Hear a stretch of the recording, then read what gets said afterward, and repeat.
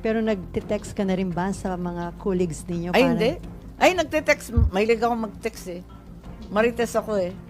Para sa akin, personal lang ha, walang resolution to. Dapat i-dismiss na ito kaagad.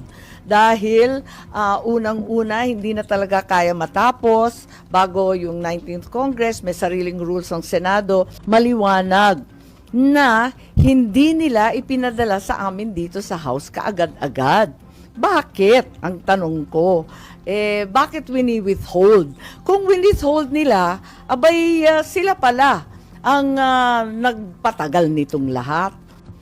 So, para sa akin, kinakailangan alamin kung tama rin ang ginawa ng Kongreso. Sinasabi nila dinelay ng Senado. Ang akin, teka muna, sino ba talaga ang nag-delay niyan?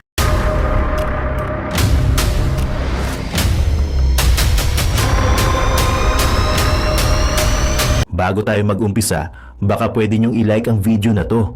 Malaking bagay ang like sa aming mga content creators. Maraming salamat po.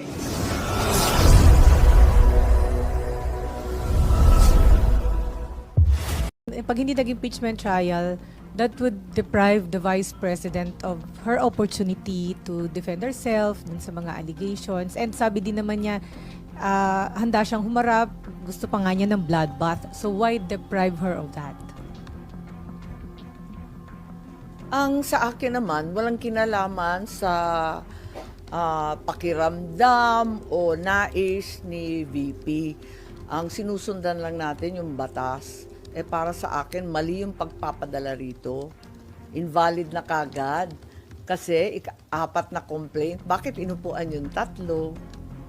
Yung Tapos magtututuro ngayon. Hindi naman yata tama yun. Ma'am, yun ba yung practical way out of this? Na yun, makita na invalid siya. I'm not really looking for a way out because like I said, there will be no way out. Accountability will remain and responsibility will have to be assigned. If there's any malfeasance, misfeasance, nonfeasance, if there's any criminal act involved, certainly COA, the Supreme Court, the DOJ will get to the bottom of it. Ma'am, you're vying for Senate presidency. Naniligaw ka na ba sa mga kasamahan mo para suportahan ka? Hindi. May nakisuyo lang sa akin kung baka ako na lang daw ang tatakbo. Palagay ko, ang gusto lang nila, makipag-umpugan ako kay Tambaloslos. Kay House Speaker. Pero hindi seryoso yun, ma'am? Or are you seriously considering to... Actually, hindi ko masyado iniisip sa totoo lang. Ha? Actually, nakikinig ako sa mga kandidato, di ba? Klaro naman na si SP Cheese tatakbo muli. Klaro naman na si former SP Tito Sen nagre-recruit din. Lahat sila nangangampanya. Nakikinig ako. Pero para sa akin, tulad ng sinabi ko noon, dapat may klarong plataforma. Talaga bang ipagtatanggol ang ating budget? Yung paglulustay ng bilyon-bilyon ng 2024 na lumalapan ng 2025. Mauulit ba yan? Kasi nagpalit kami ng SP. Para sa akin, bumoto ako sa bagong SP dahil sa nangyari sa 2024. Yung pala, mas grabe ang mangyayari sa 2025 na election year. So, gusto ko ng confidence na talagang hindi ito mangyayari ulit. Pagkatapos noon, siyempre, yung integridad ng Senado, pagtatanggol ba, yan, mga issues yan na kailangan talaga panindigan natin. So you're open? I think every senator will rise to the challenge. Ilan na po yung nag-express ng support sa inyo, ma'am? I'm not free to say so. Pero nagte-text ka na rin ba sa mga colleagues ninyo? Ay, hindi. Ay, nagte-text. Mahilig ako mag-text eh. Marites ako eh. Yon guys, magandang araw sa inyo mga babayan. It's me again, Boy Sardinas, isa sa membro ng Banateros Vloggers. So ayan, napakalupit ng preview natin. Kitang-kita nyo naman, unang-una pa lang napanood nyo. Shoutout sa mga nakapanood at nag-like agad ng video natin. So yun mga babayan, reaction naman tayo. No? At kung hindi mo matatapos ang video, No, preview pa lang napanood mo at kung ayaw mo na panoorin ng full video, kukwento ko sa inyo. Okay. So ayan mga babayan, si Senator Amy Marcos. Mukhang bumibilib-bilib na tayo At talagang siya mismo ay lumabas sa kanyang bibig na wala nang pag-asa ang impeachment kay BP Sara kasi parang mali man daw yung ginawa nilang pagsampa ng kaso. Ngayon sa video na to, na sinabi niya po dyan, baka hindi mo aabutan yung full video, sinabi niya dyan na merong kaso, maraming kaso si BP Sara sa ombudsman. Kaso ay nakabinbin. Puro kaso-kaso na lang pero ba't parang wala naman na nagpo-proceed? So ano ibig sabihin yan? Tapos may tumalon. Dapat ay di ba 1, 2, 3, 4 yan hanggang 5 yata yan. Bakit tumalon-talon daw? So itong 19 to 20 Congress ay sinasabi niyang parang malabo na. No, mukhang sumusuporta talaga itong si Amy Marcos kay BP Sara. So pero check pa rin natin kasi aabot pa rin yan kung talagang malakas itong mga kalaban natin.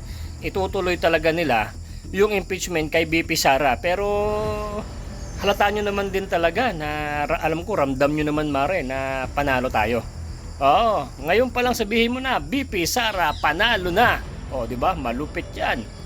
So mga babayan, mas maganda mapanood mo pa rin yung full video kasi hindi naman ito masyadong mahaba at para ikaw mismo ay marinig mo sa tenga mo yung mga sinabi ni Senator Amy Marcos.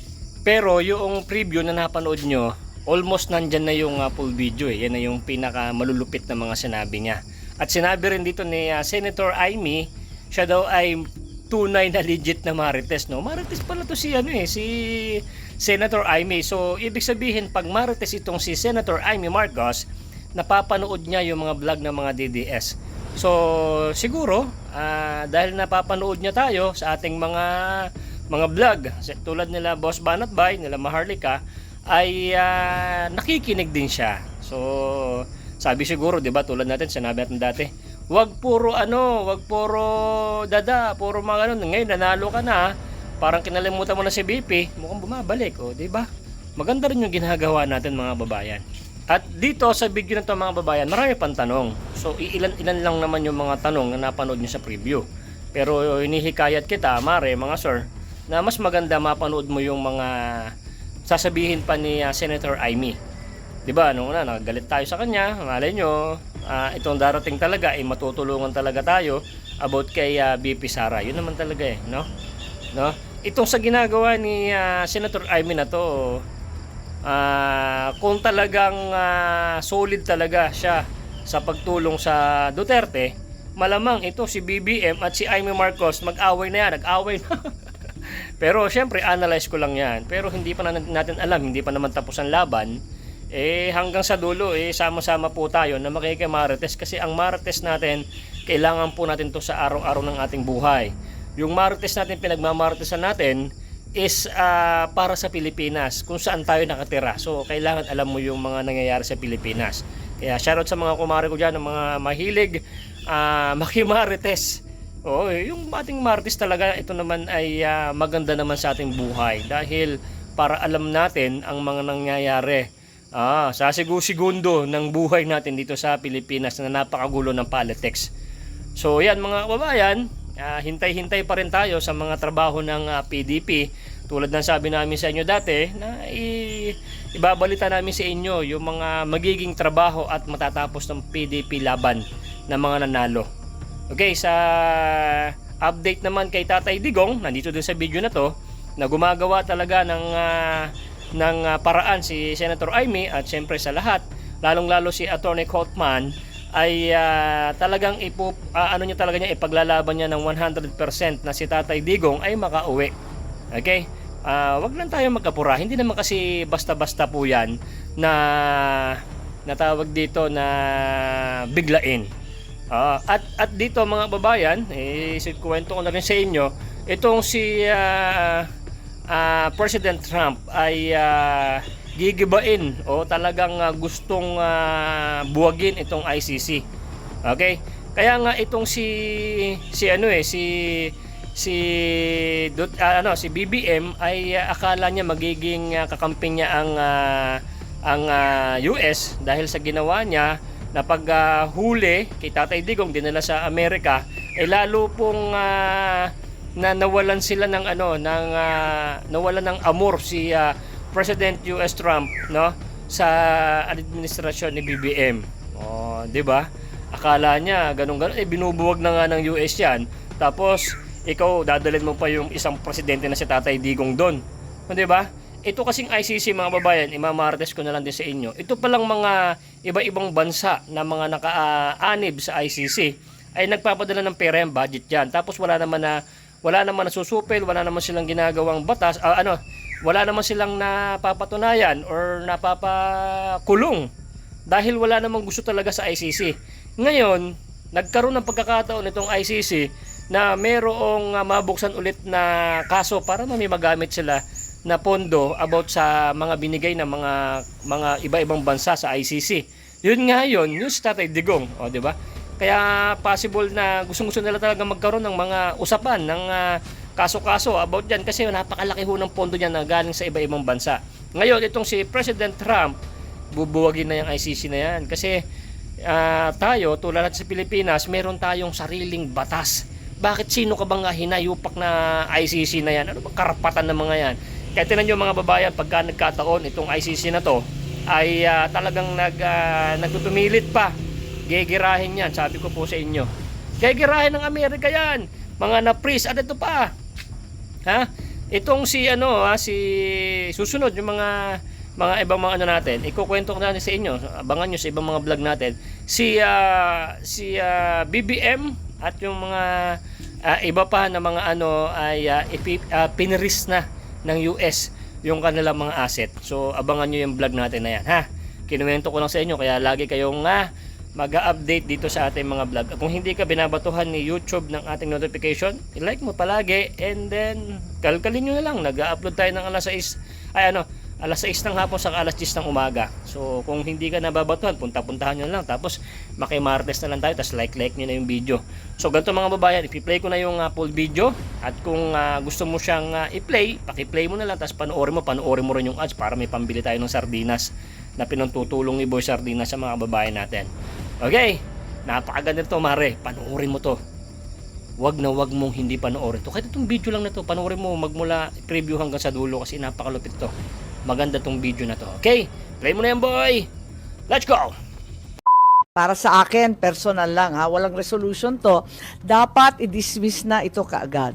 Dahil unang-una, hindi na talaga kaya matapos bago yung 19th Congress, may sariling rules ng Senado, maliwanag na hindi nila ipinadala sa amin dito sa House kaagad-agad. Bakit? Ang tanong ko. Bakit wini-withhold? Kung wini-withhold nila, sila pala ang nagpatagal nitong lahat. So, para sa akin, kinakailangan alamin kung tama rin ang ginawa ng Kongreso. Sinasabi nila dinelay ng Senado. Ang akin, teka muna, sino ba talaga ang nag-delay niyan? Pero in the meantime, may kwentuhan sa Hague, marami kayong nagte-text sa akin, ini-snub ko kasi hindi ako makarinig. Hindi ko marinig ng maigi, sintu-sintu yung aking telepono. Ako'y pumunta sa The Hague para samahan ang ating Vice President sa kanyang kaarawan. At the same time, samahan ang ating mga OFW at kababayan na nagdadalamhati at nasa kulungan pa rin ang ating dating Pangulong PRRD. Kami ay dumaan sa Oman kung saan yung mga Pilipino ay talagang sabik na makita si VP. Pagkatapos noon, pumunta na kami sa The Hague, Netherlands. At alam naman natin, bawal lahat pumasok, pera lang yung pamilya at saka yung abogado. Kaya nandun lang kami sa labas, masaya naman, pero umiiyak din. Nakakatuwa nga yung aming pagtitipon dahil kakaiba. Grabe ang suporta ng mga OFW natin na nagdatingan. Yung iba galing London, galing sa Belgium, galing sa Spain. Yung iba mga napakalayo pa ng pinanggalingan, galing Hong Kong, Pilipinas. Pati yung mga amo nila, nagugulat ako, sumusuporta sa pagprotesta ng mga Pilipino sa The Hague. Mismong amo nila ng mga Dutch ang gumagastos, nagpapagawa ng mga t-shirt, ng mga hoodie, at matindi na pinapayagan sila mag-day off para lang pumunta doon sa tinatawag na Duterte Street. Ganon katindi ang pagmamahal at suporta nila para sa ating dating Pangulo at pati na rin para sa ating ikalawang Pangulo. Kaya kinukumusta namin sila at sila mismo nagluluto, nagsasalo-salo doon kahit hindi makita si PRRD. Ma'am, Yes. anong napag-usapan ninyo ni Attorney Kaufman? Because you posted a picture with Attorney Kaufman, so what was discussed? Well, first time ko siya ma-meet, kaya meet and greet lang kami at nagkamustahan lang kami doon at sinubaybayan pala niya yung ating mga hearing dito sa Senado at nagpasalamat tungkol sa nangyari kay Tatay Digong. Ginamit pati ang transcript of records natin sa ibang pleading niya at nakatulong daw ito sa ginawa nila at lalo na sa issue at pag-question ng jurisdiction ng ICC sa Pilipinas ngayon na hindi na tayo state party sa Rome Statute. At hindi ako makakomento sa iba't iba pang mga plano nila na pinag-usapan, ngunit talagang matindi ang laban ni PRRD at nakabuo na sila ng legal team. Ma'am, meron bang binigay kahit naman lang kahit anong pag-asa or update kung makakauwi ba ang dating Pangulo or not? Yes, the good news is the attorney Nick Kaufman is very gung-ho. Talagang pinipilit niya na karapatan ni Presidente Duterte ang interim release. Talagang sinasabi niya na talagang ipaglalaban niya ng matindi ang jurisdiction, ang lack of jurisdiction ng ICC. So, yun talaga maliwanag. Loud and clear yun sa kanila. Ma'am, may other question regarding the impeachment. In the past few days, umikot yung balita tungkol dun sa resolution which is becoming controversial tungkol dun sa pagdi-dismiss dun sa impeachment. Kayo po ba meron kayong sariling version? Kasi kahapon si Senator De La Rosa admitted na meron siya.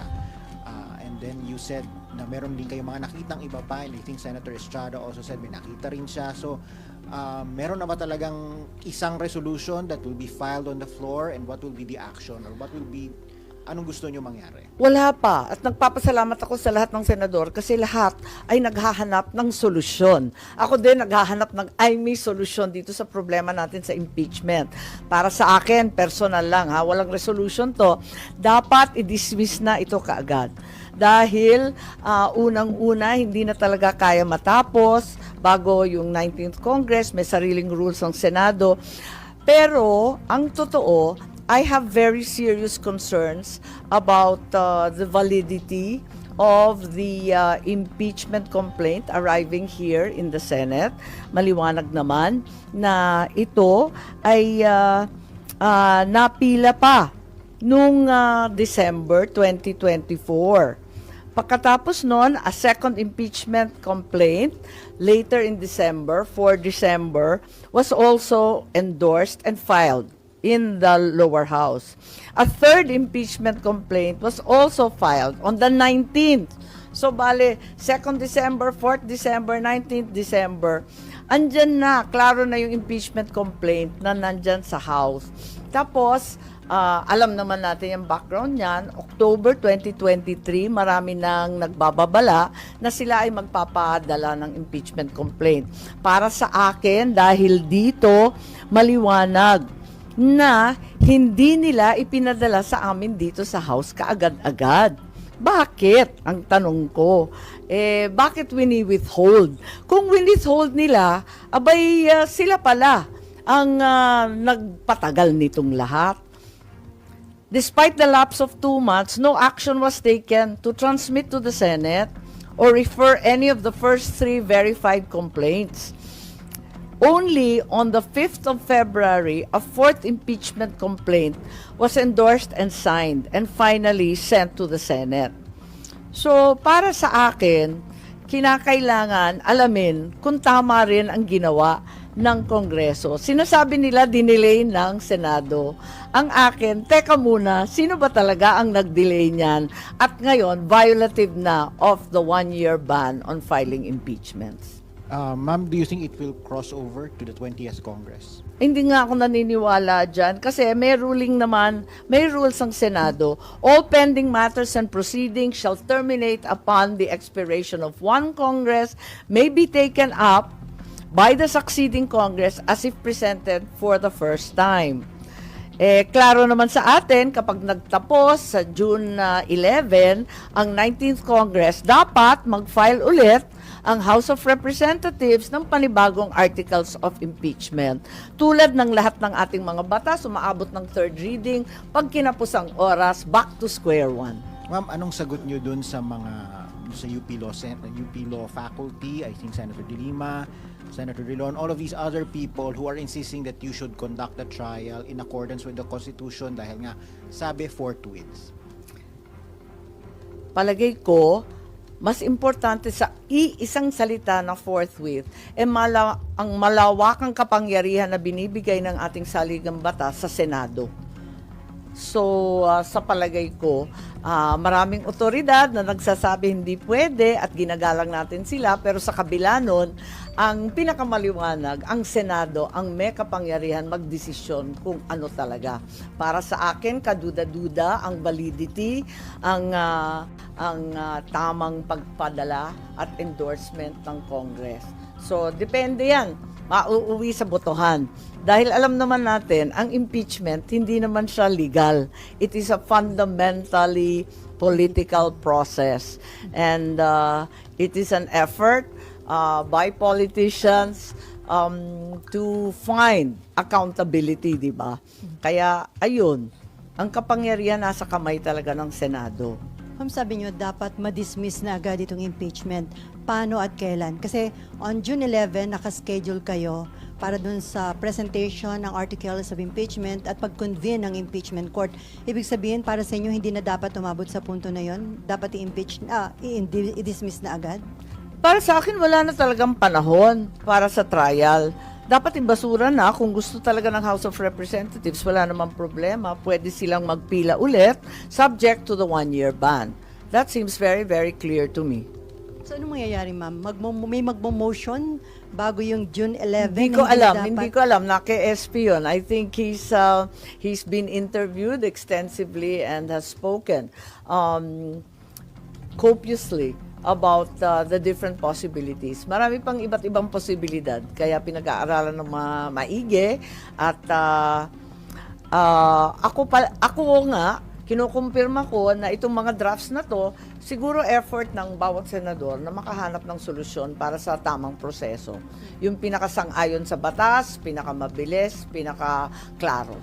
Kasi may mga nagsasabi na anumang legal issues o anumang issue concerning impeachment, dapat pag-usapan yun kapag nag-convene na kayo as impeachment court. Parang hindi nyo pwedeng pag-usapan during your plenary session, yung legislative session. Oo, maraming nagsasabi noon, pero yung pakiwari ko kasi, yung validity mismo ng pagpapadala ng House of Representatives sa amin, kine-question ko eh. Kasi, bakit ganon? Postpone sila ng postpone, tapos hinuli talaga sa last day. Tapos kami ang sisisihin, nagde-delay. Teka nga, tignan ninyo yung mga datos. So ma'am, sa inyong office, na-establish nyo na invalid yung na-transmit o na-submit na articles. Well, isang argumento yon. Maraming ang argumento. Kaya nga, inaanyayahan ko na mag-caucus ang lahat ng senador para maisaayos. Kasi narinig naman natin, iba naman yung opinion ng ating minority leader, si Senator Ontiveros. Pagkatapos may sariling kaisipan rin, si Senator Tolentino, nagdebate na sila sa floor. Hindi na kami sumali pagkat ang bawat senador may ibang ideya rin. Sa ilang mga resolution seeking dismissal ng impeachment complaint against BP Sara, aside dun sa office ni Senator Bato? Joint effort lahat.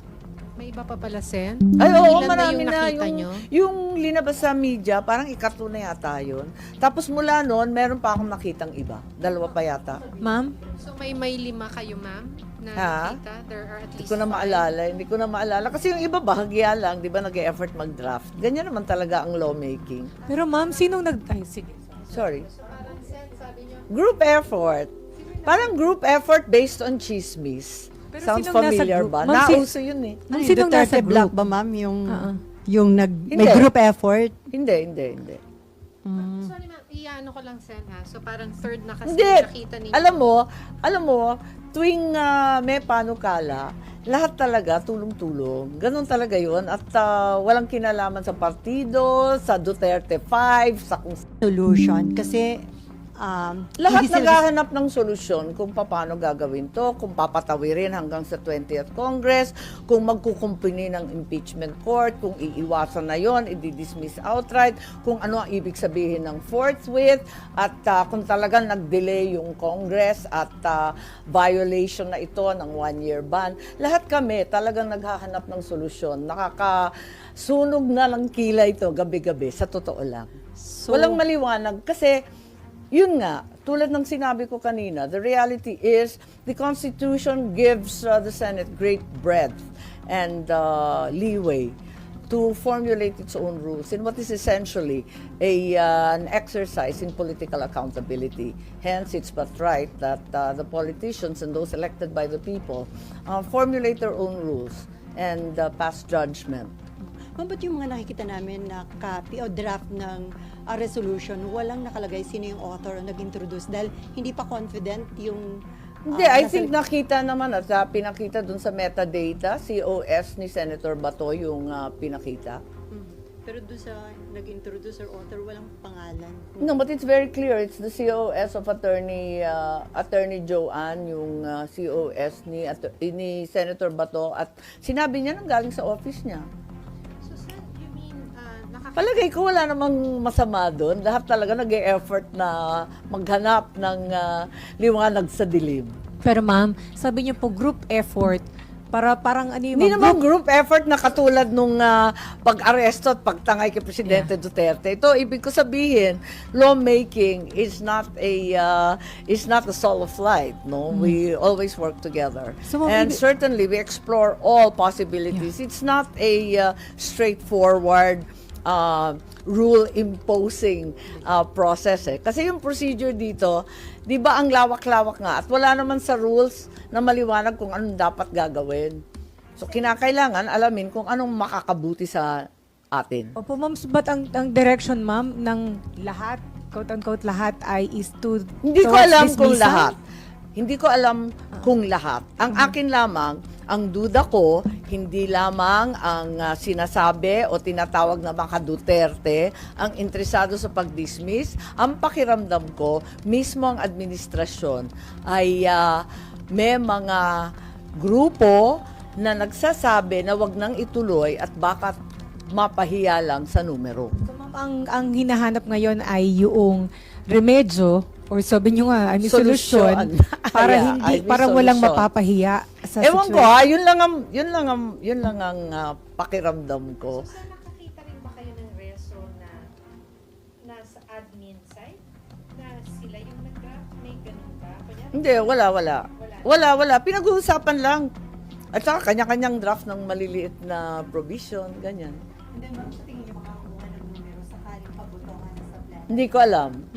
Hindi ko alam talaga kung anong plano. Si SP ang nagpaplano. Pati yata si SP, kinukonsulta yung iba at kinakausap yung iba kung anong dapat gawin, kung anong mainam. At yung manawagan niyo na magkaroon ng focus, kailan niyo gusto, tanong gusto niyo mag-gusto? Sa lalong madaling panahon para magkaklaro na at magkadireksyon na kami. Before June 11, sana. Dapat lang para June 11 kasi tapos na eh. but when you said groups, ma'am, na Hindi, linuloko lang. Binibiro ko lang kayo tungkol sa group effort ha. Baka akala ninyo talagang may group effort. Nasesentensyahan na yan ha. Hindi. Ang ibig ko sabihin, sa Senado, lalo sa plenary, syempre, lahat may kontribusyon. Ganyan talaga. na ibig sabihin, ma'am, when you said yung groups, there are groups na nagsasabi na magandang wag na ituloy kasi baka mapag- Naririnig ko. Are we talking about groups in the Senate? In the Senate and outside the Senate. So, we're talking about senators who are aligned with the administration? Marami. May mga grupo din like may mga rally na mga nananawagan, kunding Sara, dapat daw ano din or harapin yung Ah, sa, sana ba yun, ha? Chine-check ko nga eh. Ang totoo, ang katotohanan ay maraming kaso nakapila kay VP Sara, no? Ang dai-dai niyang kaso at hindi natin masasabi na kumbaga walang accountability. Marami pa rin pananagutan kasi ang dami pa rin kaso. Nakita naman ninyo sa COA, sangkatutak pa ang kaso sa COA, disallowance regarding the confidential funds, nakatenga pa rin yan on appeal before COA Commission. May 3 petisyon tungkol sa confidential funds sa Supreme Court. So tuloy-tuloy pa rin yan. Tapos may COA proceeding sa 2023 confidential funds about OVP, pati na rin ang DepEd. So, hindi kumbaga makakaligtas kung may anomalya man. Talagang maimbestigahan to ng todo-todo. Meron pang DOJ criminal complaint. Tapos meron pang, di ba ito yung grave threat, inciting to sedition? Chine-check ko eh. Kasi yung iba sinasabi, makakaligtas, makakalusot. Hindi naman, wala naman lusutan. Alam naman natin ang ending ng impeachment, di ba? Magpipila pa rin ang kaso. Ang totoo, may kaso na eh. So para sa inyo, yun ang mas tamang step or... Well, sa ngayon, unless mag-umpisa na naman ang panibagong impeachment. Pero ma'am, kasi may mga sinasabi rin na pag hindi nag-impeachment trial, that would deprive the Vice President of her opportunity to defend herself dun sa mga allegations. And sabi din naman niya, handa siyang humarap, gusto pa nga niya ng bloodbath. So why deprive her of that? Ang sa akin naman, walang kinalaman sa pakiramdam o nais ni VP. Ang sinusundan lang natin yung batas. Para sa akin, mali yung pagpapadala rito. Invalid na kagad. Kasi 4 na complaint. Bakit inupuan yung 3? So, yung Tapos magtututuro ngayon. Hindi naman yata tama yun. Ma'am, yun ba yung practical way out of this? Na yun, makita na invalid siya. I'm not really looking for a way out because like I said, there will be no way out. Accountability will remain and responsibility will have to be assigned. If there's any malfeasance, misfeasance, nonfeasance, if there's any criminal act involved, certainly COA, the Supreme Court, the DOJ will get to the bottom of it. Ma'am, you're vying for Senate presidency. Naniligaw ka na ba sa mga kasamahan mo para suportahan ka? Hindi. May nakisuyo lang sa akin kung baka ako na lang daw ang tatakbo. Palagay ko, ang gusto lang nila, makipag-umpugan ako kitambalos-los. Kay House Speaker. Pero hindi seryoso yun, ma'am? Or are you seriously considering to... Actually, hindi ko masyado iniisip sa totoo lang. Ha? Actually, nakikinig ako sa mga kandidato, di ba? Klaro naman na si SP Cheese tatakbo muli. Klaro naman na si former SP Tito Sen nagre-recruit din. Lahat sila nangangampanya. Nakikinig ako. Pero para sa akin, tulad ng sinabi ko noon, dapat may klarong plataforma. Talaga bang ipagtatanggol ang ating budget? Yung paglulustay ng bilyon-bilyon ng 2024 na lumalapan ng 2025. Mauulit ba yan? Kasi nagpalit kami ng SP. Para sa akin, bumoto ako sa bagong SP dahil sa nangyari sa 2024. Yung pala, mas grabe ang mangyayari sa 2025 na election year. So, gusto ko ng confidence na talagang hindi ito mangyayari ulit.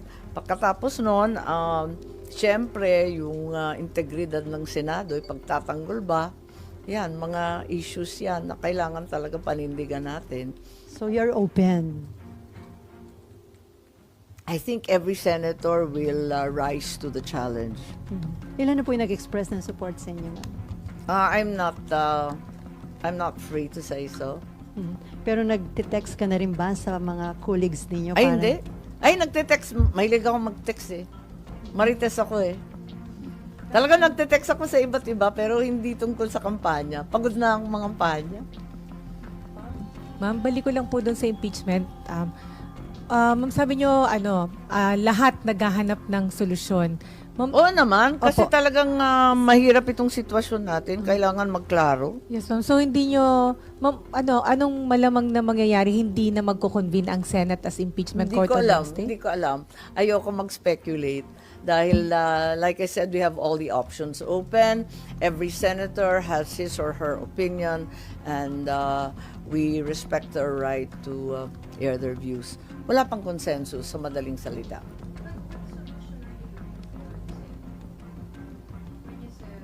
Well, the best way to deal with the impeachment complaint endorsed to the Senate, obviously. Whether it bridges over to the 20th, whether that's no longer possible, whether we take cognizance and constitute as an impeachment court, etc., as we've spoken about repeatedly.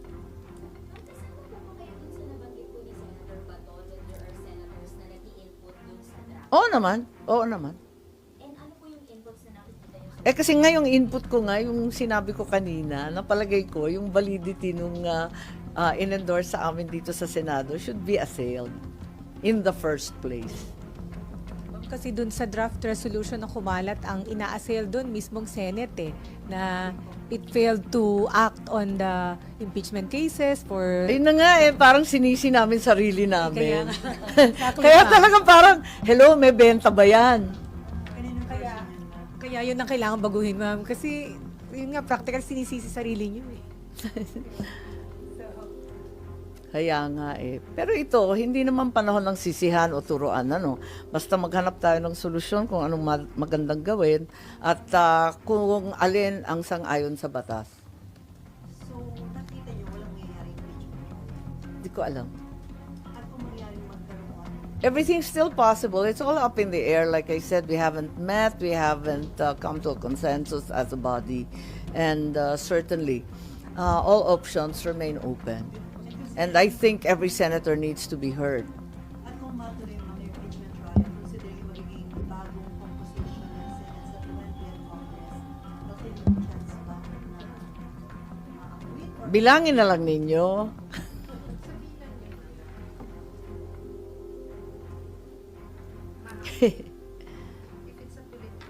Bilangin na lang ninyo nga. Sen, can we clarify? Can we clarify, Sen? Do you think there's no numbers to convict the Vice President as we speak of the composition, whether sa 19th or 20th Congress? Well, I've loosely said that walang numero. Pero ang realidad, kapag impeachment, it stands and dies on the basis of evidence, clearly. So I can't make such a roughshod statement, given that the reality is no evidence has been presented at all so far. Senators po, they are maintaining na constitutionally bound yung Senate to continue.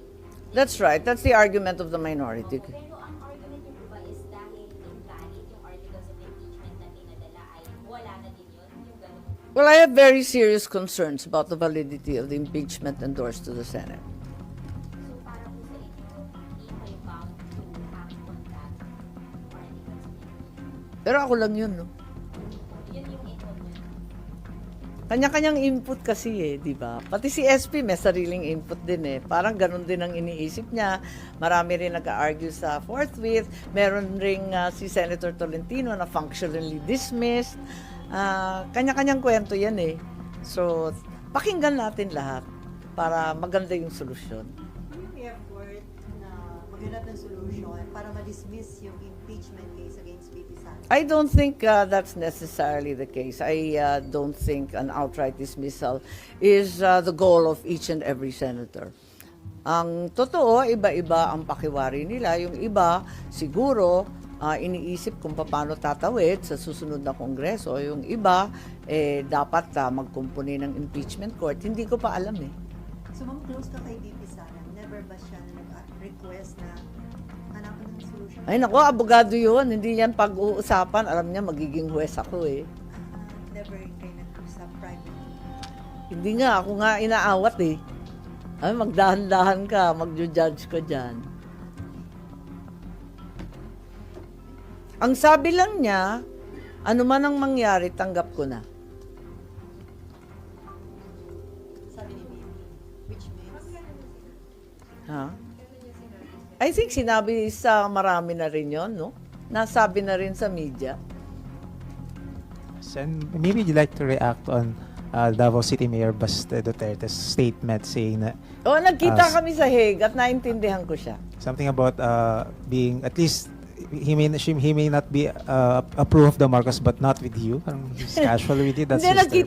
nagkita kami. Nagkasabay kami eh sa birthday. Yun nga, ni VP Sara. You understand him in what aspect? Or how? Why po?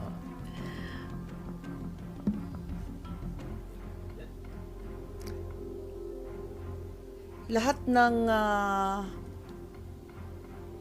Maka-Duterte, lalo na yung pamilya ng Duterte, talagang masama ang loob sa nangyari. Maski ako, umiyak nung nabalitaan ko. So naintindihan ko ang hinagpis nila, ang galit nila. after midterm elections, At pag pumunta ka sa The Hague, mararamdaman mo. Kasi ang lungkot-lungkot doon, kawawang-kawawa talaga ang dating Pangulo. Ngayon pang tumanda at may sakit, diyan pa nagka-problema at mag-isa. Mabuti nga nung pumunta kami, uminit na eh. Ang lamig-lamig daw dati. after midterm elections, ang daming pinapalabas na orders si Presidente, like yung pagsasubmit ng courtesy resignation ng mga cabinet members, ng mga GOC's head. Well, so far, 2 pa lang naman ang tinanggal.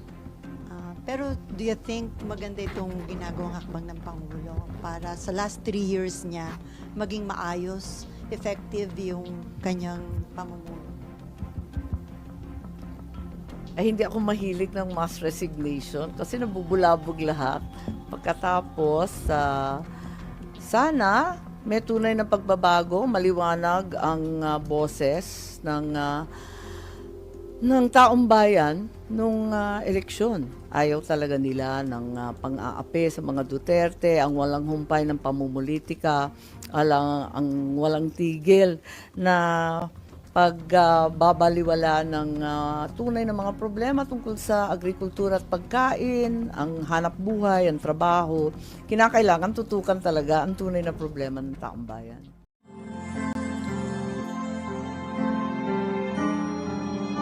Ano yung melody ng song? Ang bayan ko'y pinagpala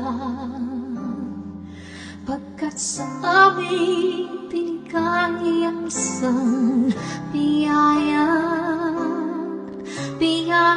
na mag-aahon sa hirap at dilim ng kahapon at sa bawat Pilipino'y magtatanggol sa bayan ko dating laganap pang-api at tusa sa aming mga mahihirap. Ngunit ikaw ay dumating, sagot sa aming mga dalangin. Muli kaming babangon, mabuhay ka Tatay Digong. Ama, maraming salamat. Aming mga mata'y minuhulat, gawain ng masasamay iyong isiniwala.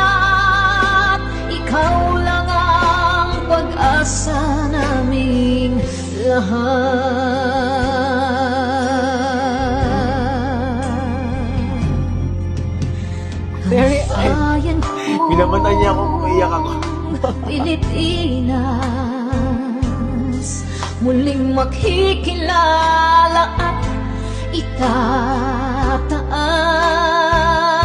Katahimik ay maghahari, sa ating puso'y mamamayani. Mga ngiti sa labi, di mapapawi.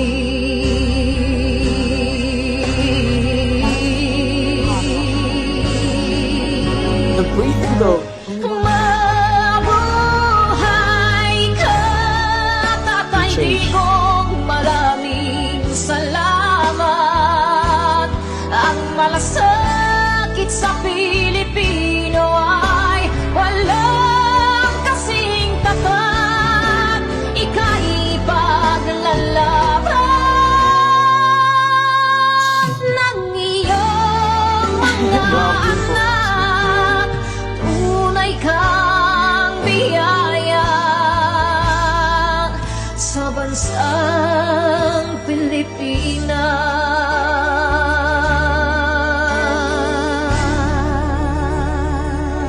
Gosh. Irene Oikawa, vocals. Nay, ito na yung bayad ko sa isa, ano? O, kunin mo yung isa. Isa muna. Iyan, no? Tapos, isa pa. Di ba? 4 dapat na sardinas, eh.